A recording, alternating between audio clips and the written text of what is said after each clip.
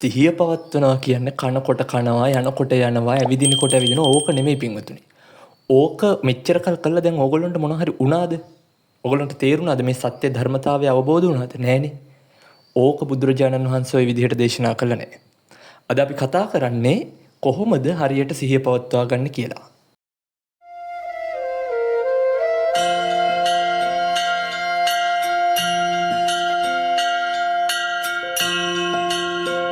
සමන්තා චක්කවාලේසු අත්‍රා ගච්ඡන්තු දේවතා සද්ධම්මං මුනි රාජස්ස සුනන්තු සග්ග මොක්කදං ධම්මස්සවන කාලෝ අයං බදන්තා ධම්මස්සවන කාලෝ අයං බදන්තා ධම්මස්සවන කාලෝ අයං බදන්තා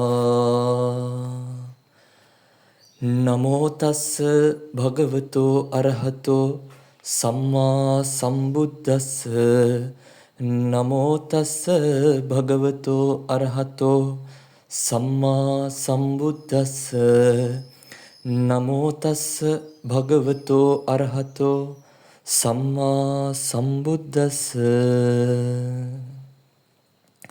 ශ්‍රද්ධා බුද්ධ සම්පන්න ගුණබර වාසනාවන්ත පින්වතුනි, අද දවසේ ඔබ මේ සූදානම් වන්නේ ලෞතර බුදුරජාණන් වහන්සේ නමක් ලෝකයට පහළ වෙලා දේශනා කරන්නට යෙදුනා වූ ඒ උත්තරීතර චතුරාර්ය සත්‍ය ධර්මයෙන් බිඳක් කෙටියෙන් ශ්‍රවණය කිරීමටයි. පින්වත්නි, අද මේ ධර්ම දේශනාව කරන්නට කලින් මට පුංචි ඉල්ලීමක් කරා ඔයගොල්ලෝ. ස්වාමින් වහන්සේ පුළුවන් නම් අපිට මේ සිහිය පිහිටවීම එහෙමත් නැත්නම් සතිමත් බව පිළිබඳව පොඩ්ඩක් කියලා දෙන්න කියලා. අපි මේ වෙනකොට කතා කරගෙන ආවේ භාවනා කර්මස්ථාන කිහිපයක් ගැන. එතකොට ඒකට අදාළ වන මාතෘකාවක් තමයි මේ සිහිය පිහිටවීම කියලා කියන්නේ. අද අපි කතා කරන්න කියලා බලාපොරොත්තු වෙන එක නිසා ඔයගොල්ලෝගේ ඉල්ලීම පරිදි මේ සතිමත් බව එහෙමත් නැත්නම් මොකක්ද මේ සිහිය පිහිටවීම කියලා කියන්නේ කියලා. දැන් මේ ධර්මදේශනාව ඇහුවට පස්සේ ගොඩක් වෙලාවට ඔබට හිතෙන්නට පුළුවන් මේ අපි සිහිය පිහිටවීම කියලා මේ තරම් කාලයක් කරලා තියෙන්නේ ගොඩක් වැරදි දෙයක් නේ. කියන්නේ මේක නෙමෙයි බුදුරජාණන් වහන්සේ කියපු දේ නෙමෙයි නේද අපි මෙච්චර කාලයක් කරලා තියෙන්නේ කියලා ඕගොල්ලන්ට හිතෙන්න පුළුවන්.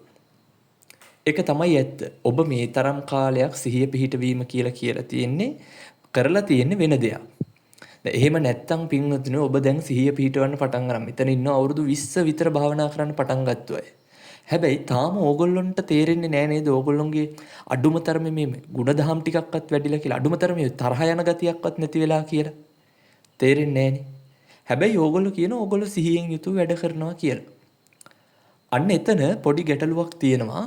අපි මේක හරියාකාරව කරාද? එහෙම නැත්නම් බුදුරජාණන් වහන්සේ දේශනා කරපු විදිහටද අපි මේ සිහිය පිහිටවීම එහෙමත් නැත්නම් සතිමත් බවින් සිටීම කියන කාරණාව අපි ප්‍රගුණ කරලා තියෙන. එහෙම නැත්නම් පුහුණු කරලා ප්‍රැක්ටිස් කරලා තියෙන. පින්වතුනි, මේ කාරණාව ඇහුවට පස්සේ විශේෂයෙන් මේක YouTube වගේ දැම්මට පස්සේ සමහර විට ගොඩ දෙනෙක් කියන්න පුළුවන් මේක වැරදි කියලා. හැබැයි මේ ධර්ම දේශනාව මේ විදිහට කරන්න හේතුවත් මේක ගැන පින්වතුනි හරි විදිහට කතා බහ කරන ස්වාමින් වහන්සේලා අඩුයි. ඒක නිසා තමයි මේක මේ විදිහට කියන්න හේතුව. සහ ඕගොල්ලෝ තාමත් සතිමත් බව කියන එක ප්‍රශ්නකින් අහනවා කියන එකේ ඕගොල්ලන්ටත් තියෙනවා. අපි මේ සිහියෙන් ඉන්නවා කියන එක පොඩ්ඩක් වැරදි වගේ නේද කියලා ප්‍රශ්නයක් ඔයාලගේ ඔළුවේ තියෙන නිසා තමයි ওই ප්‍රශ්න ওই විදිහට දාලා තියෙන්නේ. සහ මේ ඕගොල්ලන්ට අද ලීෆ්ලට් එකකුත් හම්බුණා නේද? අද උදේ කතා කරානේ ඕගොල්ලෝගේ පෝෂණය ගැන. එහෙම නැත්නම් ලෙඩ රෝග, බෝනෝන රෝග වලින් ආරක්ෂා වීම ගැනත් මොකක් හරි වැඩසටහනක් උදේ තිබුණානේ. ඒකෙත් තිබුණා මං කිව්වා මං දැක්ක කියෝලා අර උදේ බෙදපු අත්පත්‍රිකාවේ තියෙනවා මේ සිහියෙන් ආහාර ගන්න. එතකොට ඔබට පුළුවන් මේ ગેස්ට්‍රයිටිස් අඩු කරගන්න. එතකොට අධිරුධිර පීඩනය අඩු කරගන්න, දියවැඩියාව අඩු කරගන්න කියලා. ඕකත් ඔළුවේ තියාගන්න. මම ඕකත් ධර්මදේශනාව මැද්දට කියනවා. පින්වතුනි, මොකද්ද මේ සිහිය කියලා කියන්නේ? මොකක්ද සිහිය කියලා කියන්නේ? ඕගොල්ලොන්ට අනුව නම් සිහිය කියලා කියන්නේ සිහිය පිහිටවනවා කියලා කියන. ඕගොල්ලෝ කොහොමද දන්නේ සිහිය පිහිටවනවා කියන එක? දැන් මෙහෙම කියන්නකෝ. දැන් මම අද සතිමත් බව ගැන ධර්ම දේශනාවක් කරන්න ඇවිල්ලා මම බණ කියලා යනකොට මගේ මේ වතුර බෝතලේ දාලා යනවා. එතකොට ඔබ මොකද්ද කියන්නේ ඕගොල්ලෝ? හාමුදුරුවෝ කතා කරන්නේ නම් සතිමත් බව සිහියෙන් ඉන්න කියලා භාවනාව ගැන තමයි බණ කියන්නේ. හැබැයි Taman ගෙනාපු වතුර බෝතලේ මතක නැහැ.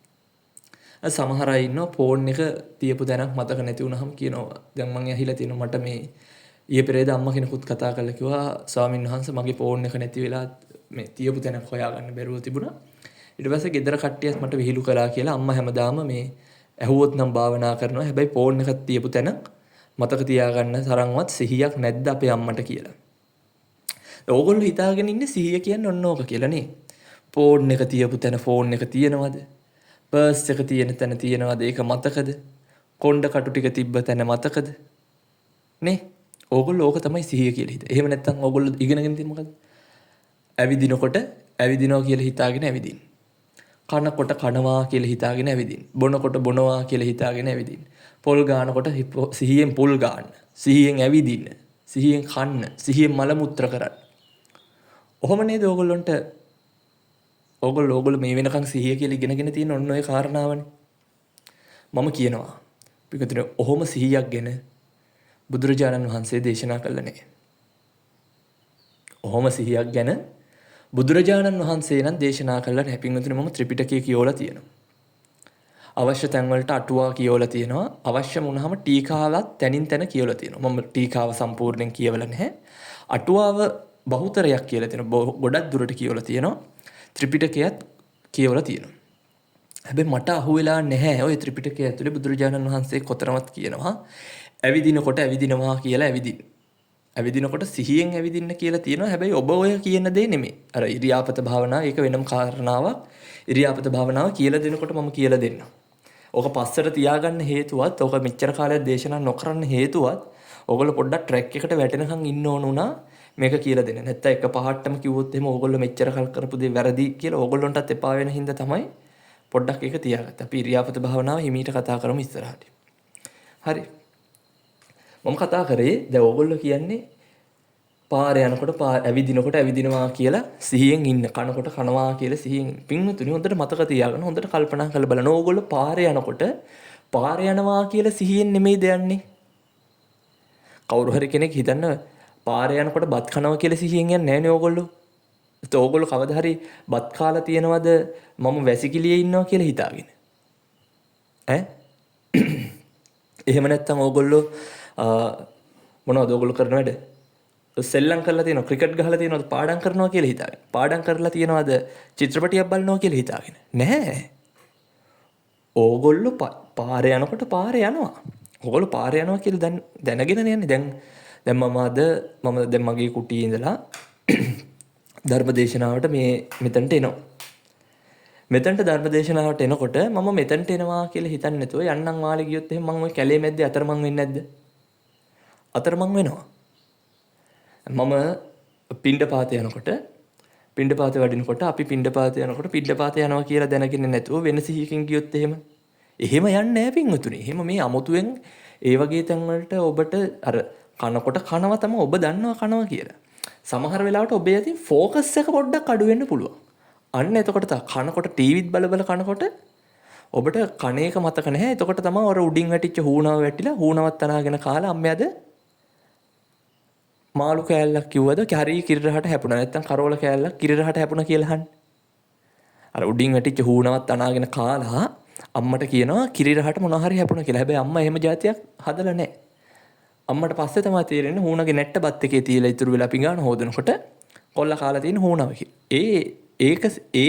ඒක වෙනම කතාවක්. හරි. දැන් ඔබ කියන්නේ දැන් ඔබ කියන විදිහට බත් කනකොට මෙහෙමනේ. බත් එක දිහා බලාගෙන. ඔන්න බත් ගත්තා. පරිප්පු දාගත්තා. මාළු කෑල්ලක් දාගත්තා. කොළ මැල්ලුම් ටිකක් දාගත්තා. පපඩ මොකුත් කඩාගත්තා. ඔන්න දැන් හොඳට ඇනුවා. අන්නලා කටට දාගත්තා. කටට දාගෙන ඔන්න කට ඇරියා. දැන් කට ඇතුළට දාගෙන හපනවා. ඔහොම හිත කන්න එහෙම එකක් නේද ඔබ හුරු කරන සිහිය කියලා ඔබ හුරු කරන්නේ ඔන්න ඔහොම කාරණාවක්. දැන් හොඳම උදාහරණේ අපි සක්මන් භාවනාව කියලා දුන්නනේ. සක්මන් භාවනාව කියලා දෙද්දි මම මොකක්ද කිව්වේ? සක්මන් භාවනාව කියලා දෙද්දි මම ඔබට කිව්වා සක්මන් භාවනාවේදී අර ඔසවමි යවමි තබමි තද කරමි එහෙම නැත්නම් වම දකුණ කී එහෙම ගියා කියලා මේ බුදුරජාණන් වහන්සේ එහෙම එකක් කියලා නෑ. එකෙන් පොඩි ඉෆෙක්ට් එකක් වෙනවා. අර පොඩි ප්‍රතිඵලයක් එනවා. හැබැයි යනකොට යනවා කනකොට යනකොට ඇවිදිනවා මේ කකුල උස්ස එහෙම ඉස්වා කියලා නිවන් අවබෝධ වෙන්නේ නෑ. බුදුරජාණන් වහන්සේ දේශනා කරලා තියෙන්නේ බුද්ධ දර්ශනය සඳහන් වෙලා තියෙන්නේ ඕකට වඩා පොඩ්ඩක් වෙනස් කතන්දරයක්. අපි අන්නේ කාරණාව තමයි ඉගෙන ගන්න ඕනේ සතිමත් බව කියලා. හරිද? මම මුලින්ම මේක මෙහෙම පැහැදිලි කරන්නම්කෝ. දැන් ඔයගොල්ලන්ට අද උදේ හම්බුණාන කොලයක්. ඔය කොලේ මොකද්ද තියෙන්නේ? මම දැක්ක තියෙනවා සිහියෙන් ආහාර ගත්තට පස්සේ ඕගොල්ලොන්ගේ මොකද්ද දියවැඩියාව පාලනය කරන්න පුළුවන්. ඒ කියන්නේ දියවැඩියාව හැදෙන්නේ නැහැ. ગેස්ට්‍රයිටිස් හැදෙන්නේ නැහැ. ඔහොම කිව්වා.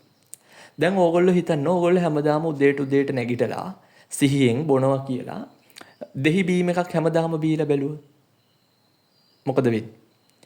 ඕගොල්ලෝ හැමදාම සීනි වැඩි කෑම සිහියෙන් කෑවොත් දැන් මම කනවා කිය හැමදාම පැණි රස කෑවොත් ඕගොල්ලන්ට ෂුගර් එහෙම නැත්නම් දියවැඩියාව හැදෙන්නේ නැද්ද? හැමදාම රයිස් කෑවොත් එහෙම ඕගොල්ලන්ට ඔය කියලා තියෙන ලෙඩ රෝග හැදෙන්නේ නැද්ද? කොලෙස්ටරෝල්, ෆ්‍රයිඩ් රයිස් හැමදාම කනවා. තෙල් අධික ආහාර හැමදාම කනවා. හැබැයි සිහියෙන්. ඔබ ඔය කියන සිහියෙන් දැන් මම කනවා කියන සිහියෙන් ඔබ කන්නේ. නෑ. අන්න එතන ඔබට පොඩි වැරදීමක් වෙලා තියෙනවා. පින්වතුනි මෙහෙමයි. ෆෝකසින් කියන එක තියෙන්න ඕනේ. අපි වැඩක් කරනකොට ඒ වැඩේට අවධානය දීලා වැඩ කරන්න ඕනේ. ඒක වෙනම කතාවක්. හරිද? ඔබ ඇවිදිනකොට පාරේ ඇවිදිනවා කියලා හිතාගෙන තමයි ඔබ ඇවිදින්න ඕනේ. වෙන දේවල් ගැන හිතාගෙන ඇවිද්දොත් එහෙම ඇවිදින කොට්ටාසයකට නම් මේ සතිමත් බව පුරුදු කරන්න කියලා තියෙන ඔබව දාන්න ඕනේ මුලින්ම මේ බණ අහන්න නෙමෙයි ඔබව ගිහින් දාන්න ඕනේ මුලින්ම මානසික රෝග හලකට. ඇයි? ඔබ කරනකොට දැන් පාර යනකොට බත් කනවා කියලා හිතාගෙන ඇවිදිනවා නම් එතන සිහියක් නැහැ. ඔබ පාර යනකොට කොහොමත් ඔබේ සිහිය තියෙන ඔබ පාර යනවා කියලා ඒකින්ද තමයි පාර පයින්නකොට බහුතරය. දකුණ බලලා වම බලලා ආයෙත් දකුණ බලලා පාරේ වාහන නැත්තම් අයින් තියෙනව නේද? එහෙම කවියකුත් තියෙනවනේ. අන්න ඒ වගේ ඔයගොල්ලෝ පාරේ යනකොට යන්නේ එහෙම. ඔයගොල්ලෝ බත් කනකොට කන්නේ එහෙම. ෆෝකස් එක පොඩ්ඩක් අඩු වෙන්න පුළුවන් ටීවී එකත් එක්ක කනවා නම්. හැබැයි ඔබ කෑම මේසෙක ඉඳලා කනකොට ඔබ අමුතුවෙන් මේ හොදි දාගත්තා, අනාගත්තා, කටට ලං කරා. එහෙම කරන්න ඕනේ නැහැ. ඔබ කනවා කියලා ඔබ දැනගෙන කන්නේ. ඔබ වතුර බොනකොට වතුර එකක් බොනවා කියලා දැනගෙන බොන්න. එහෙම නැතුව වතුර බොන ගමන් කතා කරන්නේ නැහැ නේ ඕගොල්ලෝ. ඕගොල්ලෝ ඒ සිහියෙන් ඉන්නවා. ඔබට මේ ફોකස් එක තියෙනවා. අපි කතා කරන්න ඕනේ. මොකක්ද මේ හරිම ફોකස් එක කියලා. ඔබ කියන ફોකස් එක නෙමෙයි බුදුරජාණන් වහන්සේ කිව්වේ කියන එක ඔබට පැහැදිලිනේ දැන්. මෙහෙමනේ. ඔකට හොඳ උදාහරණයක් තමයි දැන් මම දෙන්නම් විද්‍යාවෙන් අපිට කෑම බීම ලෙඩ රෝග ගැන ආපු හින්දාම. පින්වතුනි මේ ඔය ලෝකේ තියනව නේද මේ අර ෂෝට් ඊට්ස් જાති එහෙම නැත්නම් මොනවද කියන්නේ අර ජංක් ෆුඩ්ස් කියලා කියන්නේ අපි. අර කෙටි ආහාර. ඔබ කෙටි ආහාර ගන්නකොට හිතන්න ඕගොල්ලෝ අර කඩේට ගිහිල්ලා පොඩි පොටැටෝ චිප්ස් එකක් ගන්නවා. ඔබ පොටැටෝ චිප්ස් එකක් අරගෙන කන්නේ මේක ඉවර වෙනකන්ද නැත්නම් ඔබේ බඩ පිරෙනකන්ද? බුදුහාමුදුරුවෝ කියනවා කනකොට කන ප්‍රමාණය දැනගෙන කන්න. මොකක්ද කියන්නේ? කනකොට කන ප්‍රමාණය දැනගෙන කන්න. ඔබ සාමාන්‍යයෙන් ගෙදර කනකොට හොඳට මතක තියාගන්න ඕගොල්ලන්ට බඩ පිරෙනකොට ඕගොල්ලන්ට දැනෙනවනේ පින්වතුනි. හැබැයි ওই ජංක් ෆුඩ්ස් කනකොට ජංක් ෆුඩ්ස් වල තියෙනවා කියන්නේ මේ එක්තරා රසායනික වර්ග જાතියක් තියෙනවා. ඒකේ ඔබේ තියෙනවා මේ ලෙප්ටින් කියන හෝමෝනයක්. ලෙප්ටින් කියන හෝමෝනය මම වැරදි නම් නිවැරදි කරන්න පුළුවන් කාට හරි. මට එහෙම හෝමෝන එකේ නම හරියටම මතක නැහැ. මට මතක විදිහට ලෙප්ටින් තමයි. හරි. මෙතන ඉන්නවනේ නේද? ડોක්ටර්ස්ලාත් ඉන්නවනේ. ඔය ඉන්නේ. හිනා වෙවි අහගෙන. දැන් මම වැරදි නම් නිවැරදි කරලා දෙන්න. පසු වුණත් කමන්නේ නැහැ. ඒතකොට මම ඊගාවට හරි මේක නිවැරදි කරනවා. මොකෝ මම බුදුදහම ගැන අධ්‍යයනයක් කරනවා මිසක් වෛද්‍ය විද්‍යාව ගැන ලොකු අධ්‍යයනයක් කළා නෑ. මේ මට මේ O level A level කාලේ ඉගෙනගත්තු දේවල් වල තියෙන පොඩි දැනුමකින් තමයි මම මේ කියන්නේ විද්‍යාව ගැන. හරිද? එතකොට ඔය ලෙප්ටින් කියන හෝමෝනෙන් පින්වතුනි වෙන්නේ ඔබේ ශරීරයට අර බඩගිනි දැනවීම සහ බඩ පිරුණා කියලා. ඒ කියන්නේ බඩගින්න කියන්නේ තමයි ඔබට මේ හෝමෝන් එකෙන් ඔබට දැනුම් දෙන්නේ ඔබේ මොළයට. ඒ සංඥාව ලබා දෙන්නේ. එතකොට ඔයාට බඩගිනි වෙනකොට ඔය ලෙප්ටින් හෝමෝන් එක ස්‍රාවය වෙනවත් එක්කම ඔබට බඩගිනි කියලා ඔබට තේරෙනවා. එතකොට ඔබ බත් කනවා. බත් කාගෙන යනකොට ටික වෙලාවක් කනකොට ඔබට දැනෙන්න ගන්නවා. දැන් ඇති දැන් මගේ බඩ පිරිලා වගේ එකක් ඔබට දැනෙන්න ගන්නවා. හැබැයි ඔබට දැනෙලා තියෙනවද මෙහෙම? ඔබ මුරුක්කු එකක් කනකොට එහෙම නැත්නම් ඔබ ඔය රසකාරක දාලා තියෙන ජංක් ෆුඩ් එකක් කනකොට බර්ගර් එකක් එහෙම කනකොට බලන්න ඔබ බර්ගර් එක කන්නේ බඩගින්න දැනෙනකන් බඩගින්න කියන්නේ බඩ පිරෙනකන්ද නැත්නම් බර්ගර් එක ඉවර වෙනකන්ද? බර්ගර් එක ඉවර වෙනකන්. ඔබට බර්ගර් එකක් කනකොට කවදාවත් තේරෙන්නේ නැහැ නේද දැන් මගේ බඩ පිරීගෙන එනවා කියලා. කාලේ ඉවර වුණාට පස්සේ තමයි ඔබට තේරෙන්නේ කාල වැඩි කියලා. ඇයි ඔය ජංක් ෆුඩ් වලින් කරනවා පින්වතුනි ඔබේ ඔය ලෙප්ටින් හෝමෝනේ ස්‍රාවය කරන එක නවත්තනවා. හෝමෝන් එක ස්‍රාවය වෙන්නේ නැතිකොට ඔබට මොකද වෙන්නේ? කොච්චර කෑවත් බඩ පිරුණාද කියලා සංඥාව හරියාකාරව මොළයට දැනෙන්නේ නැහැ. කාලේ ඉවර වුණාට පස්සේ තමයි ඔබට දැනෙන්නේ අපහසුතාවයත් එක්ක මම වැඩිපුර කාලා කියලා.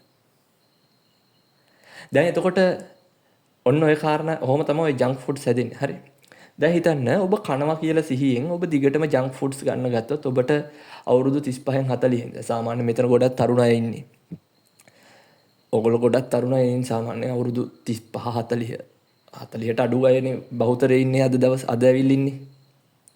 එතකොට ඕගොල්ලොන්ට තව අවුරුදු දැන් ඕගොල්ලෝ තව ඔහොමම එක දිගට අවුරුදු 5ක් විතර ජංක් ෆුඩ්ස් කෑවොත් සිහියෙන් කනවා කියලා හිතාගෙන කෑවොත් ඔබ හිතනවාද ඔබට කොලෙස්ටරෝල්, ෂුගර්, ප්‍රෙෂර්, කැන්සර් වගේ ලෙඩ හැදෙන්නේ නැති වෙයි සිංහලෙනුත් කියන්නේද? දියවැඩියාව, අධිරුධිර පීඩනය. ඊට පස්සේ මොනවද කොලෙස්ටරෝල් වලට මොනවද කියන්නේ? කොලෙස්ටරෝල් හරි. කොලෙස්ටරෝල් එහෙම නැත්නම් මේ පිළිකා වගේ රෝග හැදෙන්නේ නැති වෙයි කියලා ඔබ සිහියෙන් කියනවා. නෑ පින්වතුනි ඔබට හැදෙනවා. විශ්වාස කරන්න මේ ආහාර ගැන කියපු හින්දම කියන්නේ ඔබ මේ ඉන්න પરම්පරාවත් එක්ක මේ 1990 ඉපදිච්ච කට්ටිය 2000න් පස්සේ ඉපදිච්ච කට්ටිය 2000 2005 වගේ අතර කට්ටිය දැන් මෙතනට එන්නේ 2005ට අඩුනේ පොඩි අය මෙන්නේ නැහනේ. ඔබට අනිවාර්යෙන් මතක තියාගන්න පිළිකාවක් සෑදීමේ සම්භාවිතාවය 99.999%. මොකද අපි ඉන්නේ වැරදි ආහාර පුරුදු වල. දැන් ඕකේ තිබ්බා කියලා සිහියෙන් ආහාර ගත්තාම ඕක වෙනවා කියලා මම දන්නේ මොන වගේ අර්ථයකින්ද කිව්වේ කියලා. ඕකේ ගහලා තියෙන්නේ සිහියෙන් ආහාර ගත්තාම මෙන්න මේවට හොඳයි කියලා තියෙන හින්දායි මම ඕක කතා කරන්නේ. නැත්තම් කියයි අපි කියන්නේ හාමුදුරුවෝ කියනකම තමයි කියලා පස්සේ කියන්න එපා. මම ඔබට කියනවා. පින්වතුනි කනවා කියලා හිතාගෙන කන්න එපා. කන්නේ මොනවද කියලා හිතාගෙන කන්න. කියන්නේ කනවා කියලා අවධානය දීම සිහිය නෙමෙයි. හැබැයි ඔබ කන්නේ මොනවද කියලා දැන් ඔබට නුසුදුසු දේවල් තියෙන නුසුදුසු රසකාරක වගේ තියෙන කෑම වැඩිපුර කන්න හොඳ නෑ කියන සිහියෙන් ඔබ ඒවා අයින් කරලා ජංක් ෆුඩ්ස් ටික පැත්තකට දාලා ඔබට පුළුවන් නම් ගෙදර හදන කෑම එකක් කන්න. කෙටියෙන්ම කියනවා නම් ඔබ කඩෙන් ෆ්‍රයිඩ් රයිස් එකක් කනවට වඩා ගෙදරින් ෆ්‍රයිඩ් රයිස් එකක් හදාගෙන කන එක ඔබේ ශරීර සෞඛ්‍යයට හොඳයි කියන සිහියෙන් ඔබ කනවනම් අන්න එතකොට නම් මම කියන්නේ ඔබට ලෙඩ හැදෙන්නේ නැති වෙයි කියලා. හැබැයි ඔය ලෙඩ හැදෙන සම්භාවිතාවය අඩු වෙයි. මතක තියාගන්න. හරි? මම පේනවනේ මටත් සෙම. මොන ලෙඩ තියෙනවද දන්නේ නැහැ. මෙඩිකල් එකක් කරලා බැලුවොත් හොයාගන්න පුළුවන් තව මොනවද නිදන් ගත වෙලා තියෙනවද කියලා. ඒ හින්දා මම ඔබට කියන්නේ කනකොට සිහියෙන් කනවා කියන සිහියෙන් නෙමෙයි කන්නේ මොනවද කියන සිහිය. ඇයි ඔබ කන්නේ කියන සිහිය. බඩගින්නට නම් කන්නේ බඩගින්න අවසන් වෙනකොට කාලා නතර කරන්න. අන්න ඒ සිහියෙන් කෑවොත් කන්නේ මොනවද කියලා දැනගෙන කෑවොත් ඔබට පුළුවන් වෙයි වැඩි කාලයක් ලෙඩ නොවී ඉන්න. ලෙඩ වෙන්නේ නැහැ කියලා මට කියන්න බෑ. හැබැයි ලෙඩ වෙනවා. ලෙඩ වෙන එක නවත්තන්න අපිට බෑ. ඔබ කොයි වෙලේද ලෙඩ වෙන්නේ කියලා කියන්නත් මට බෑ. ඒක නිසා තමයි හැමදාම මම කියන්නේ බන්නට ඇවිල්ලත් කියනවනේ කවදාවත් මට නම් ගේන්න එපා කියලා. අනේ මගේ අසනීප හොඳ වෙන්න කියලා බෝධි ඒව කරන්න එපා. එහෙම එකක් නෑ පින්වතුනි මේ බුදුදහම ඇතුලේ එහෙම එකක් නෑ. බුදුරජාණන් වහන්සේ එහෙම දේවල් කියලා නෑ. බුදුහාමුදුරුවෝ කියලා තියෙනවා නම් බුදුහාමුදුරුවෝ කියලා තියෙනවා නම් එහෙම මේ බෝධියට වෙන්දා කියලා මේ ලෙඩවීමෙන් නතර වෙනවා මරණයෙන් ඒව නතර වෙනවා කියනවා නම් ඔබ හිතනවාද බුදුරජාණන් වහන්සේ සිද්ධාර්ථ කුමාරයාලා ඉන්න කාලේ මේ බෝගස් ටිකක් හිටෝගෙන ඕක කර ඉන්නවා මිසක් අවුරුදු 6ක් දුෂ්කර ක්‍රියා කරයි කියලා. එහෙම කරන්නේ නැහැ පින්වතුනි. එහෙම දේවල් නැහැ. ලෙඩ වෙන එක වෙනවා. හැබැයි ඔබට ලෙඩ වෙන එක පාලනය කරගන්න පුළුවන්. අර මං කියපු විදිහේ සිහියෙන් කෑවොත්. එහෙම නැතුව කනකොට කනවා, බොනකොට බොනවා, යනකොට යනවා, අඳිනකොට ඒවනේ. ඒව ඔය සිල්ලර වැඩ. හරි. ඒව හොඳයි පින්වත්නි. ඔය වගේ වැඩසටහන් දැන් ඔය වගේ එකක් තිබ්බට පස්සේ ඔබ හැමදාම යනවනේ ඔය වගේ වැඩසටහන් වලට. ගිහිල්ලා හැමදාම පින්පෙට්ටි පුරවනවා, පන්සලට ආධාර දෙනවා. ඕවා තමයි වෙන්නේ. සාසනය ඇතුළේ ඕවා වෙනවා. හරි. ඒවා ටික අපි අන්තිමට කතා කරමු. නැත්තම් මාතෘකාවෙන් පිට යනවනේ. ඔන්න ඔය දැන් අපි විද්‍යාවෙන් කතා කරන්නේ. අපි යමු ආගමට. අපි යමු බුදුදහමට. දැන් කියමු බුද්දිසම් වලින් කොහොමද? ඔබ මොකක්ද සිහියෙන් ඉන්න ඕන? ඔබ හැමතිස්සෙම පුරුදු කරන්න ඕනේ මොකක්ද? ඔබ සිහියේ තබාගත යුතු කාරණා මොකද්ද? කනකොට කනවා, යනකොට යනවා, අඳිනකොට අඳිනවා, මල මුත්‍ර කරනකොට මල මුත්‍ර කරනවා කියන එක නෙමෙයි ඔබ සිහියේ තියාගන්න ඕනේ. ඔබ සිහියේ තියාගත යුත්තේ පින්වතුනි. ඔබ කරන දේ ගැන සිහියෙන් කරනවා වගේ ඔබ සිහියේ තියාගන්න ඕනේ. මේ රූප, වේදනා, සංඥා, සංඛාර, විඥාන කියන පංචස්කන්ධයේ අනිත්‍ය, දුක්ඛ, අනාත්ම ස්වභාවය ඔබට සිහියේ තියෙන්න ඕනේ. සක්මන් භාවනාවේ වුණත් යනකොට වම දකුණ තියෙනකොට ඔබේ සිහිය වර්ධනය වෙනවා කියලා කියනවා නම් එතකොට වෙනවා. එතකොට අර බාහිර අරමුණු වලින් පොඩ්ඩක් බැහැර වෙලා ඔබ හිත අර පොඩ්ඩක් ફોකස් වෙනවා. හැබැයි බුදුදහමේ ඔබ තේරුම් ගන්න ඕනේ ફોකසින් කියන එක නෙමෙයි. ફોකසින් කියන එක එහෙම නැත්නම් අර ඔබ කියන සතිමත් බව. එහෙම නැත්නම් ඔබ දැන් ඔබට වම දකුණ කියලා ගිහිල්ලා ඔය ඔබ කියන ફોකස් එක ඔබට දැන් ගොඩක් තියෙනවනේ ගොඩක් අයට.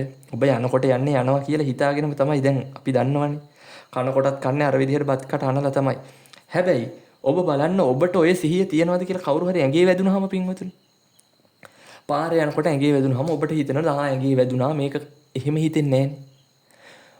ඔබ සේවා කරන ස්ථානයේ ඔබට පහලින් ඉන්න සේවකයෙක් මොකක් හරි වැරද්දක් කරාට පස්සේ ඔබට හිතෙන්නේ නැහනේ මේක කොහොමද උනේ ඒව හිතෙන්නේ නැහනේ. ඔබ බැනලා යනවා මිසක්. ඔබේ බිරිඳගෙන්, ඔබේ සැමියාගෙන්, ඔබේ මෙතන බැඳපු නැති අයත් ඉන්නව නේද? ඔබේ ගර්ල්ෆ්‍රෙන්ඩ් බෝයිෆ්‍රෙන්ඩ්ගෙන්, බඳින්න ඉන්න කෙනාගෙන් වැරද්දක් වුණාට පස්සේ ඔබ එකපාරටම ඇඟට කඩා පැනලා බනිනව මිසක් ඔබ ඒවට හේතු හොයන්නේ නැහැ නේද? ඇයි ඔබේ ද්වේෂය ඇවිස්සෙන්නේ? ඔබ ඔය කරලා තියෙන ව්‍යායාමය කොතන හරි වැරද්දක් තියෙන නිසා. ඒක නිසා අද ඉඳන් සිහිය පුරුදු කරන්න මෙන්න මේ ක්‍රමයට. හරිද? පින්වතුනි රූපය, වේදනාව, සංඥාව, සංස්කාර, විඥාන කියන මේ පංචස්කන්ධය අනිත්‍යයි. ඔබට මම කියලා දීලා තියෙනවා. ත්‍රිලක්ෂණ භාවනාව කරන හැටි කියලා දීලා තියෙනවා. ඔබ ඇවිදින ගමන් කල්පනා කරන්නකො මේක. මම කියනවට ටික කාලයක් කල්පනා කරලා බලන්නකො. ඔබ ඇවිදින ගමන් සක්මන් භාවනාව කරන ගමන් වෙන දේවල් කරන්නේ නැතුව ඔබ මුලින් ඔසවමි තබමි කියලා යන්න ගැටලුවක් නැහැ. එක පාට අතහැර ගන්න බැහැනේ.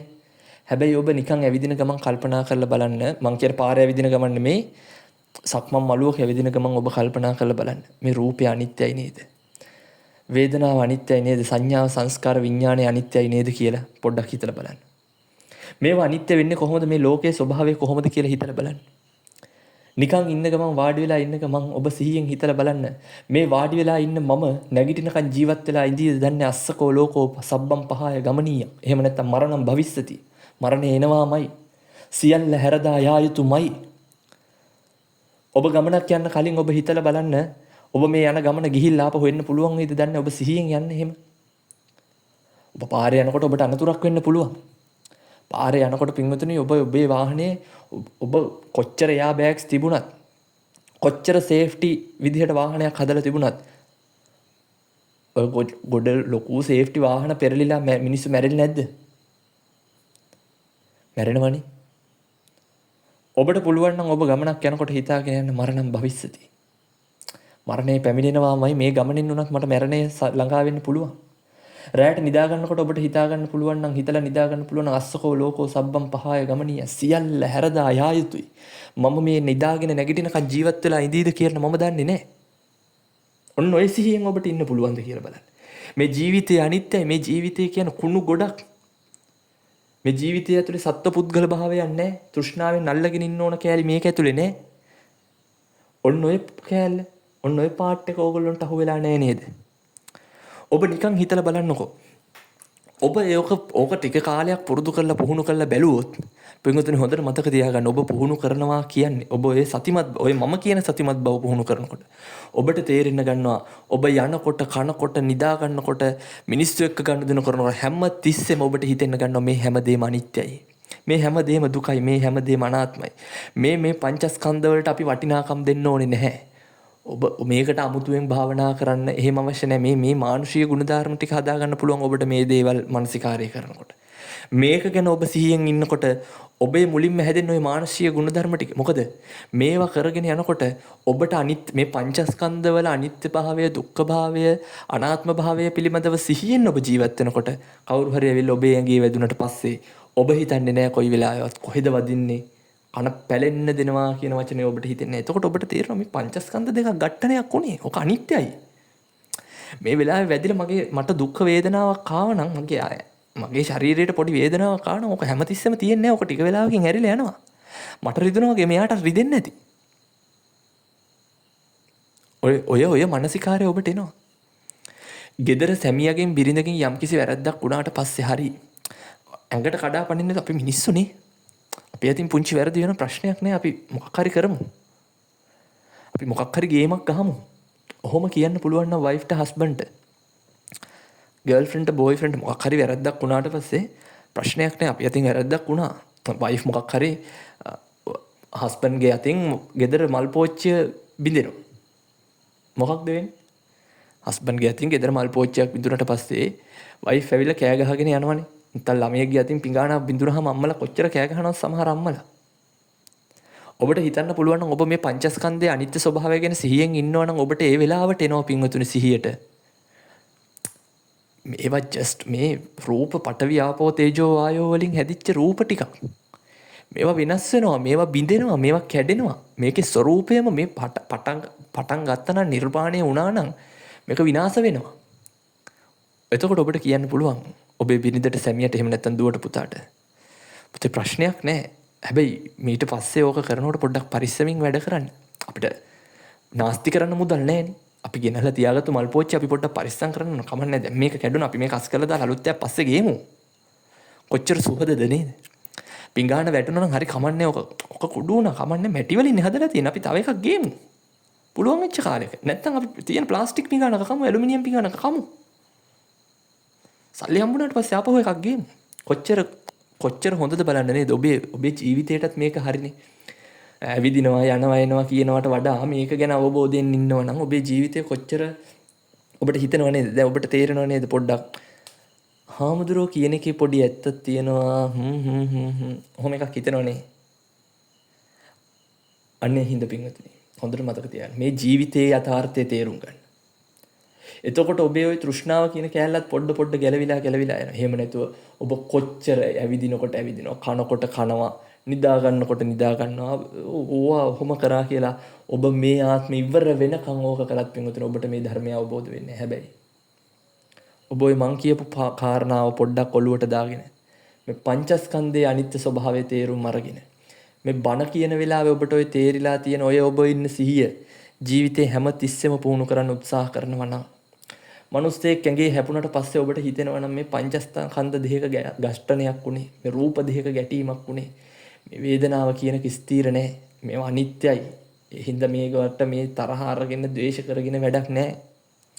එහෙම ඉන්න පුළුවන් නම් ඔබේ යටතේ වැඩ කරන කෙනෙක්ගේ අතින් මොකක් හරි වැරද්දක් වුණාට පස්සේ ඔබට පුළුවන් නම් කියන්නේ කමන්නේ පුතා අපි මොකක් හරි කරමු. ඔයා කමන්නේ අපි මිනිස්සු අතින් වැරද්දක් වෙන්නේ. මිනිස්සු අතින් වැරදි වෙනවා. ඔයා මට පුළුවන් නම් මේක ටක් ගාලා කොහොම හරි මට ගොඩ දාලා දෙන්න මේ වැඩේ. එතකොට ඒ ළමයාට ඒ වැඩේ කරන්න හිතෙනවා. ඔබේ මානුෂීයත්වය වර්ධනය වෙනවා. ඔබ හොඳ මිනිස්සෙක් කියලා සමාජයේ පිළිගැනීමක් ලක් වෙනවා. හොඳට මතක තියාගන්න මේ ජීවිතේ පින්වතුනි සක්සස් එක කියලා දෙයක් නැහැ. ඔබ ඔය හොයනවනේ සක්සස් එක කියලා දෙයක්. මේ ජීවිතයේ ඇතුලේ මොකක්දෝ සක්සස් එකක් හොයනවනේ. හිතන්න ඔබ ඔය මේ ජීවිතේ රේස් එකක් නේ පින්වතුනි. මේ ජීවිතයේ රේස් එකේ අන්තිමට ඔබට හම්බෙන්නේ මරණය. ඔය දුවන දිවිල්ල හිතන්න ඔබ දිග මරතන් එකක් දුවනකොට සමහර කෙනෙක් මේ කතාවට එකඟ වෙන්නේ නැති වෙන්න පුළුවන්. හැබැයි ඔබ කිලෝමීටර් 100ක විතර 100ක මැරතන් නැහැ නේ. කිලෝමීටර් 10ක 15ක මැරතන් එකක් දුවනවා නම් සාමාන්‍ය හිතන්නකෝ ට්‍රැක් එකක් වටේ දුවනවා කියලා. වට 20ක් විතර දුවන්න තියෙනකොට ඔබ වට 5ක් විතර දුවගෙන යනකොට අනිත් අය වට 10 වෙනි 11 වෙනි 12 වෙනි වටේ යනවා නම් ඔබට තේරෙනවා නම් ඔබ වට 5ක් 6ක් පස්සෙන් ඉන්නේ කියලා. ඔබ ඔය රේස් එක දුවන එක නතර කරනවනේ පින්වතුනි. ඔබ බොරුවට මහන්සි වෙන්නේ නැහනේ. සමහර කෙනෙක් කියන්න පුළුවන් එහෙම නෑ මේක ඉවර වෙනකම්ම දුවන එක තමයි මේ මොටිවේෂන් නෙමෙයි මම නම් දකින්නේ පින්වතුනි මෝඩකම්. එහෙම යන්න ඕන තැන් තියෙනවා එහෙම හිතනකොට ඔබට හිතෙන්න පුළුවන් මට ඉගෙන ගන්න ටිකක් අපහසුයි ඒ හින්දා ඉගෙනීමත් හැරලා එහෙම නෑ එහෙම යන්න ඕන තැන් තියෙන හැම දෙයකම මේක අදාළ කරගන්න එපා. මම කියන්නේ මේ ජීවිතය කියන රේස් එක අවසාන වෙන්නේ පින්වතුනි මරණයෙන් නම් ඔබට මේකේ සක්සස් එකක් කියලා එකක් හොයාගන්න බෑ. මම මරණ සතිය ගැන කියනකොට නවසීවතික ගැන කියනකොට ඔබට ඕන තරම් කියලා දුන්නා. මේ ජීවිතේ ඔබට සක්සස් එකක් සාර්ථකත්වයක් කියලා දෙයක් හොයාගන්න නෑ. හැබැයි ඔබට පුළුවන් මේ ජීවිතේ අසාර්ථක වෙන ජීවිතේ සාර්ථක වෙලා නතර වෙන්න. මොකද කොහොමද? මෙන්න මේ කියන දේ ධර්මතාව ටික අවබෝධ කරගත්තොත් ඔබ නිතර නිතර නැවත සිහියෙන් ඉන්න ඕනේ මෙන්න මේකේ. නැත්තම් හිතන්න දැන් වෙසක් පෝයක් එහෙම ආවට පස්සේ අපේ පින්වතුන් වෙසක් සමරන්න කොහොමද? හිතන්නකො මෙහෙම බුදුරජාණන් වහන්සේට ඕගොල්ලෝ කියන නමක් කියනව නේද? බුදු පියාණන් වහන්සේ කියලා. මගේම බුදු මෑණියන් වූ මගේම බුදු පියාණන් වූ කියනවනේ. නිකන් හිතලා බලන්න පින්වතුනි ඔබ වෙසක් එකට ගිහිල්ලා ඔබ වෙසක් එකේ දැන් වෙසක් එකට ඕගොල්ලෝ මොනවද කරන්නේ? දන්සල් කන. දන්සල් වඳිනවනේ. දන්සල් වඳින්න යනවා. ඊළඟට බොංගෝ එකක් ලෑස්ති කරගෙන ඩීමෝ බට් එක එහෙම නැත්නම් ලොරියකුත් ලෑස්ති කරගෙන ගමේ ඉන්න කට්ටියව යාළුවෝ ඔක්කොම ලෑස්ති කරගෙන අර ඔලු බක්ක වෙස් මූණු ටිකකුත් දාගෙන කොයිද යන්නේ? වෙසක් බලන්න යන සින්දු කී. ඔබට මතක් වුන්නේ නැද්ද දාට මේ අද වෙසක් පොය අද වගේ දවසක තමයි මගේ බුදු පියාණන් වහන්සේ පිරිනිවන් පෑවේ. මගේ බුදු පියාණන් වහන්සේ අවුරුදු 6ක් දුෂ්කර ක්‍රියා කරලා සාරා සංඛ්‍ය කල්ප ලක්ෂයක් අපි වෙනුවෙන් මේ සංසාර ගමනේ දුක් විඳලා ඇවිල්ලා මේ සත්‍ය අවබෝධ කරේ අද වගේ දවසක මගේ බුදු පියාණන් වහන්සේ ධර්ම දේශනා කළ අවුරුදු 45ක් පුරාවට පිරිනිවන් පාන්නට යෙදුනේ අද වගේ දවසක.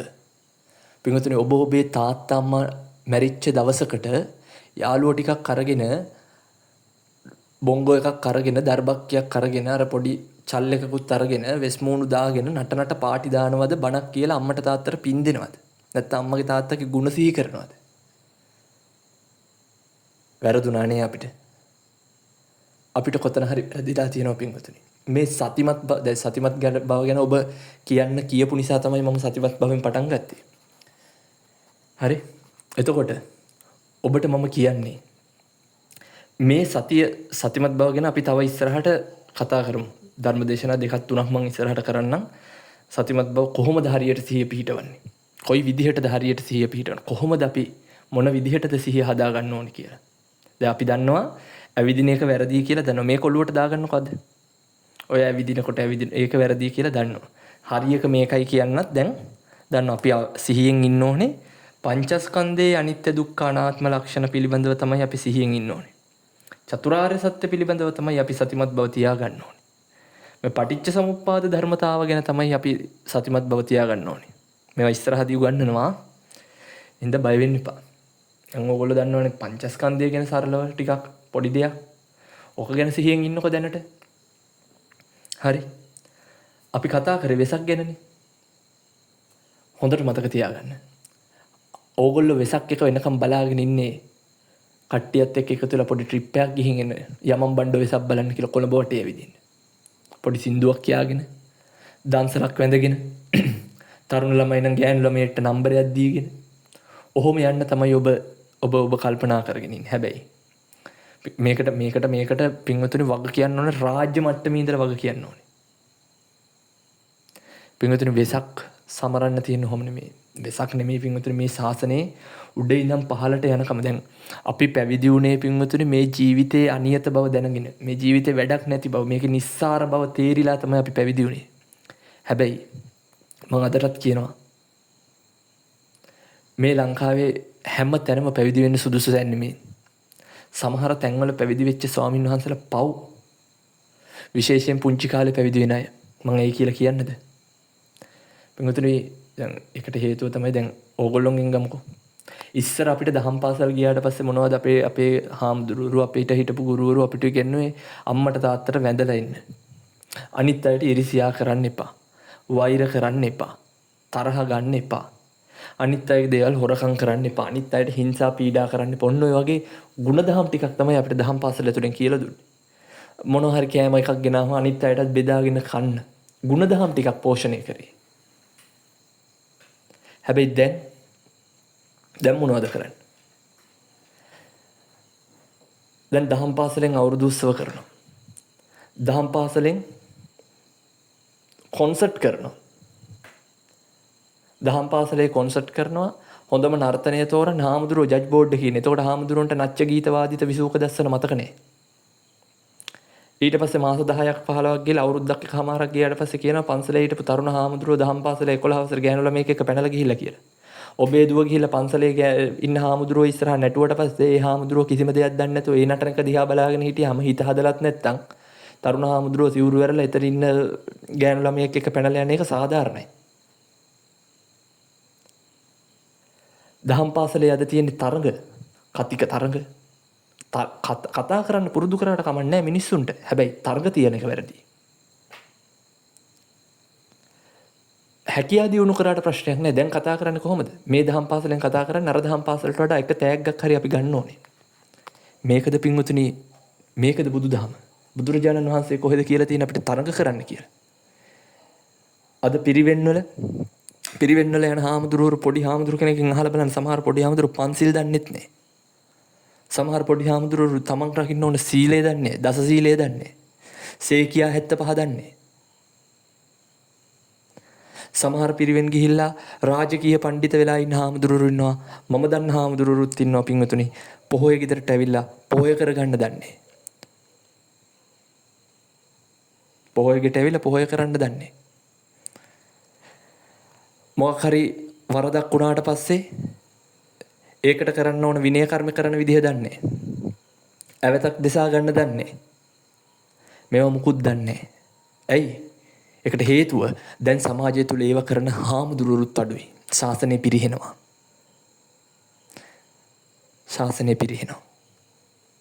පින්වතුනි හොඳට මතක තියාගන්න. මම ගිහි කාලේ ඉන්නකොට ඕන තරම් කටින පින්කම් දැකලා තියෙනවා. කටින පින්කම් ඉවර වෙනකන් ඉඳලා තියෙනවා. ඕන තරම් පන්සල්වල කටිනේ වෙන හැටි දැකලා තියෙනවා. ලක්ෂ ගණන් පෙරහැරවල් දාගෙන දවස් ගණන් ඔය බිස්නස් එකක් විදිහට කරගෙන හොඳට මතක තියාගන්න පින්වතුනි, ඕගොල්ලෝ 100 ලක්ෂ කෝටි ගණන් වියදම් කරලා කරන පින්කම් වලින් 95%ක්ම හරි විනයානුකූලව කටින පින්කම් සිද්ධ වෙන්නේ නැහැ. සමහර ආමුදුරන්ට කටින සිවුර දුන්නට පස්සේ කටින සිවුර අරගෙන එහෙම පන්සලේ සිවුර කැප කරන්න ඒ විනය කර්ම වගේක් තියෙනවා. ඒ ටික කරන්න නැහැ. පොහොය සීමාවක් නැහැ. පොහොය ගියක් නැහැ. පොහොය කරන්නේ නැහැ. පොහොය සීමාවක් නැත්තම් අපිට අපේ පැවිදි කරපු ස්වාමීන් වහන්සේලා කටිනේ ඉවරුණාට පස්සේ පොහොය සීමාවට සංඝයා ඝනපූර්ණය අපේ ආරණ්‍ය සේනාසනේ නැහැ කියලා අපේ ලොකු හාමුදුරුවෝ වෙන පන්සල් වලින් උපසම්පදා භික්ෂුන් වහන්සේලා හොයාගෙන පොහොය සීමාවන් වලට ගිහිල්ලා කටිනේ කැප කරගෙන ආවේ. එහෙමයි අපිට ඉගෙනුවේ. හැබැයි හොඳට මතක තියාගන්න පින්වතුනි, තව අවුරුදු 10ක් විතර යනකොට මේ ශාසනය ඔබ කොච්චර වියදම් කරලා කටින පින්කමත් කරත් ඒකේ ආනිසංසය හරියට ලැබෙන්නේ නැහැ. මොකද කටිනේ හරි විදිහට වෙලා නැහැ. හරි විදිහට හාමුදුරුවෝ පොහොයක් කරන්නේ නැහැ. පිරිවෙනෙන් හවසට පොඩි හාමුදුරුවන්ට කෑම ටික දෙනවා. කෑම පාර්සලේ දීලා පන්සලට එවනවා. විකාල භෝජනා වේරමණී එතනම කැඩිලා. සිල් කඩන් හාමුදුරුවෝ බය නැහැ. හිරියොතප් කියන්නේ මොනවද කියලා දන්නේවත් නැහැ. ඔන්න ඔහොම තියෙන ශාසනයක ඉඳගෙන තමයි, එහෙම ශාසනයක් තියෙන හින්දා ඔබ ඔය වැරදි විදිහට සතිමත් බව දැනගත්තා කියන එක කරන්න දෙයක් නෑ. ඒක ඔබයි මමයි මේ ඉපදිච්ච කාලේ හැටි. හැබැයි මතක තියාගන්න, කාලේ වැරද්දක් කියලා ඔබට මේ සසරෙන් සමාවක් නම් ලැබෙන්නේ නෑ. ඒක හින්දා දැන් ඔය පින්වතුන් දන්නවනේ කොහොමද සතිමත් වෙන්නේ කියලා. දැන් කියලා දුන්නනේ සිහියෙන් ඉන්න මෙන්න මේ කාරණාවයි වෙන්න ඕනේ කියලා. අද ඉඳන් ඔය සිහියෙන් කන ඒවා, සිහියෙන් ඇවිදින ඒවා, සිහියෙන් මොනවද දත්ම දින ඒවා කරන්න කමක් නැහැ. ඔබේ ફોකස් එක පොඩ්ඩක් වැඩි කරගන්න. ඒක ගැටලුවක් නැහැ. හැබැයි ඔබේ සිහියේ ප්‍රමුඛතාවය දිය යුත්තේ මේ පංචස්කන්ධයේ අනිත්‍ය දුක්ඛ අනාත්ම ස්වභාවයට. ඔබ ඉන්න ඕනේ ඔබ දන්නවා දැන් ඉන්නේ ඔබ වැරදි සමාජයක. අධර්මයේ රජයෙන් ලෝකෙක. අධර්මයේ රජයෙන් ශාසනයක ඔබ ඉන්නේ. ලංකාව ඇතුලේ හාමුදුරුවෝ 20000ක් විතර ඉන්නවා. ওই 20000න් 1000ක් විතර ඇති පින්වතුනි. හරියට විනය ටික රැකගෙන, හරියට සිල් ටික රැකගෙන, හරි විදිහට බුදුරජාණන් වහන්සේ කියපු ගමන් මාර්ගයේ ගමන් කරන. අනිත් හැමෝම එතනින් පරිබාහිර වෙලා. අන්න ඒකයි අද ගොඩක් මිනිස්සුන්ට උගත් බුද්ධිමත් මිනිස්සු මේ ශාසනයෙන් ඈත් වෙන්න හේතුව ඒක. ඒකට හාමුදුරුවන්ට විතරක්ම බැනලත් වැඩක් නැහැ. හාමුදුරුවන්ගේ විතරක්ම නෙමෙයි වැරද්ද. මගේ පින්වතුනුත් ඒ ට්‍රෙන්ඩ් එක හදන්න උදව් වුණා.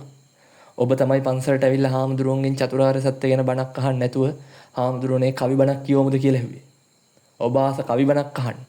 ඔබ ආස නැහැ පංචස්කන්ධය ගැන කතා කරනවට. ඔබ ආස නැහැ ත්‍රිලක්ෂණය ගැන කතා කරනවට. ඔබ ආස නැහැ පටිච්ච සමුප්පාදය ගැන කතා කරනවට. ඔබ ගමේ පන්සලේ හාමුදුරුවන්ගෙන් ගිහිල්ලා ඇහුවනම් පින්වතුනේ හාමුදුරුවනේ අපිට ඊළඟ පොයට පටිච්ච සමුප්පාදය ගැන කියලා දෙන්නකෝ.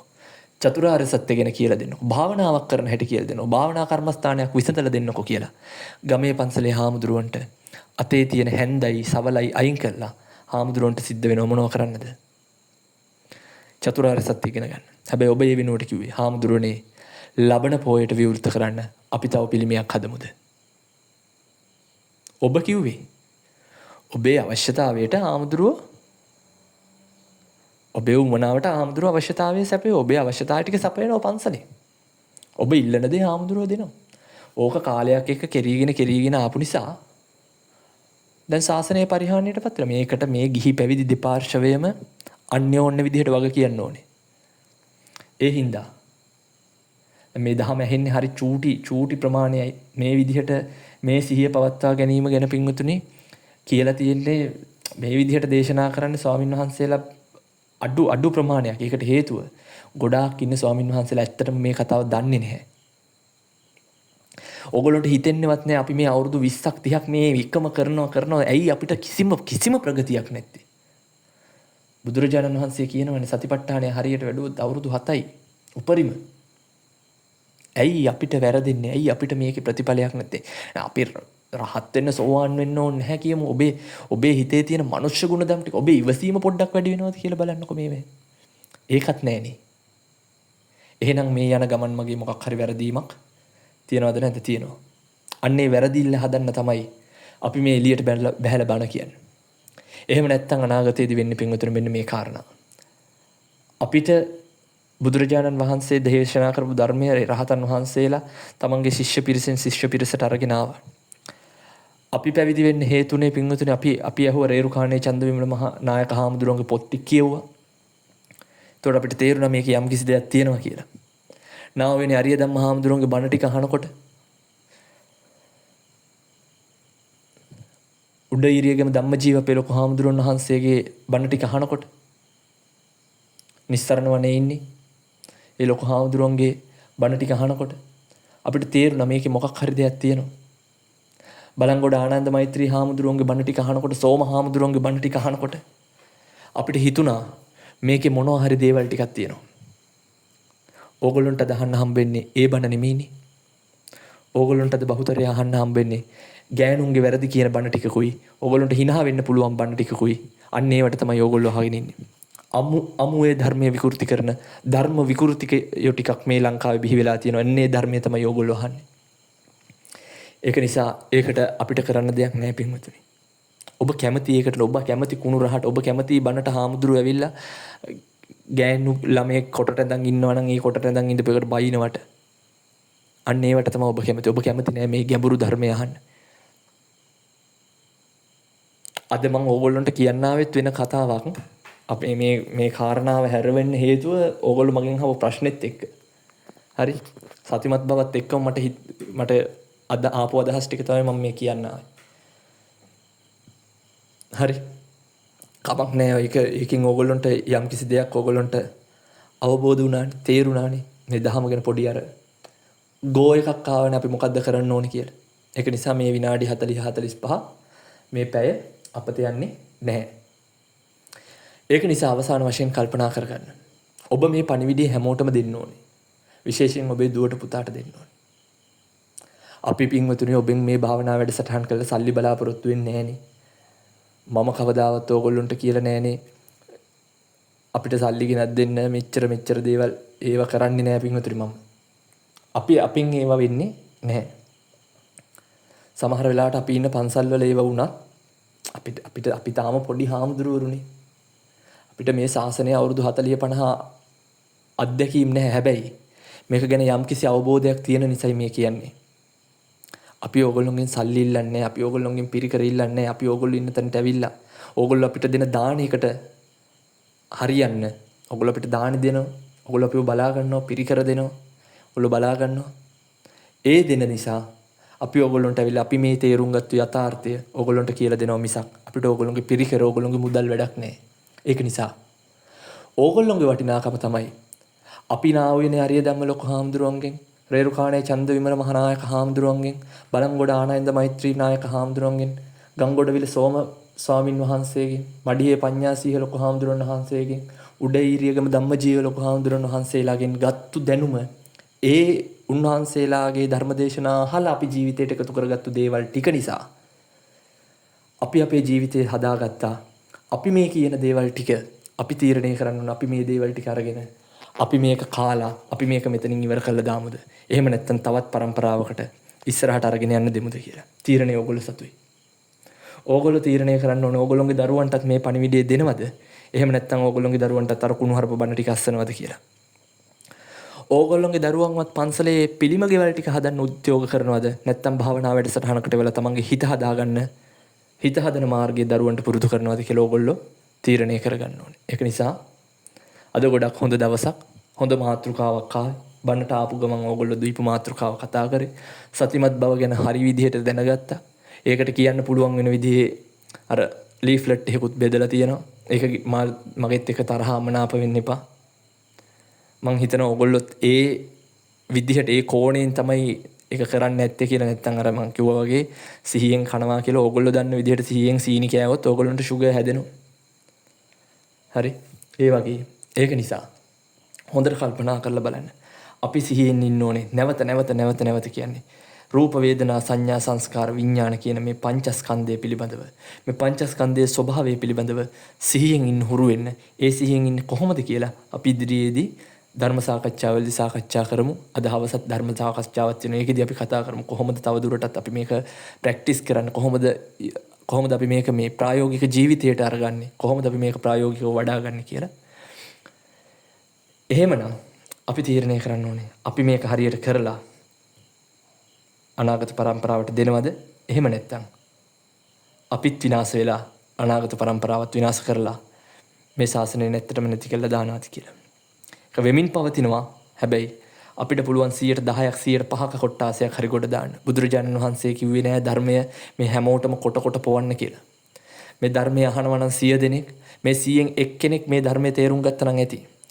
ජීවිත කාලෙම ධර්ම දේශනා කරලා ඒ ධර්ම දේශනා වලින් එකක් අහලා එක මිනිස්සෙක් ගොඩට ආව නම් ඇති. අන්න ඒකයි බුදුරජාණන් වහන්සේ කිව්වේ. චාරිකාවේ ගිහිල්ලා ධර්මයේ දේශනා කරන්න කියලා. බුදුරජාණන් වහන්සේත් කියනවනේ මේ ධර්මයේ හැමෝටම තේරෙන්නේ නැහැ. කම්මන් දල්හං කිංති කරෝමි. කර්මයේ දැඩි වූ කල මා කුමක් කරන්නද? පින්වතුනි මේ කර්මයේ දැඩි කාලයක්, අකුසල ධර්මයන් වැඩි කාලයක්, ශාසනය පිරිහෙන කාලයක් ඔබට මේ ඇහුණු සත්‍ය බණපද ටික මේවා සත්‍යද කියලා තේරුම් ගන්න ඔබ කියවල බලන්න ත්‍රිපිටකයේ මේවා නේද තියෙන්නේ කියලා. බුදුරජාණන් වහන්සේ මේ නොඑක් ආකාරයෙන් දේශනා කරේ ඔබට මෙන්න මේක ගැන සිහියෙන් ඉන්න කියලා නේද කියලා ත්‍රිපිටකය කියවල බලන්න. ඔබ ඔය හිතාගෙන ඉන්න දේවල් ටිකක් මේ බුද්ධ ශාසනයේ ඇතුලේ නැහැ කියන එක හොඳට අවධානය තියාගන්න. මේ ධර්ම දේශනෙන් ඔබට කියපු මේ පණිවිඩය එහෙම නැත්නම් ඔබේ ඔය සතිමත් බව වර්ධනය කරගන්න. මේ ධර්ම දේශනාවෙන් කරගන්නට යෙදෙනා කුසලය හේතු වේවා, වාසනාව වේවා, පාරමිතාවක්ම වේවා කියලා ප්‍රාර්ථනා කරගන්න. වන්දනා කරගන්න හැමෝම. අභිවාදන සීලිස්ස නිච්ඡං වද්ධාපචයනෝ චත්තාරෝ ධම්මා වඩ්ඩಂತಿ ආයුවන්නෝ සුඛං බලං ආයුරාෝග්‍ය සම්පatti සග්ග සම්පatti මේවච අතෝ නිබ්බාන සම්පatti ඉමිනාතේ සමිජ්ජතු. හැම දිනාටම තෙරුවන් සරණයි.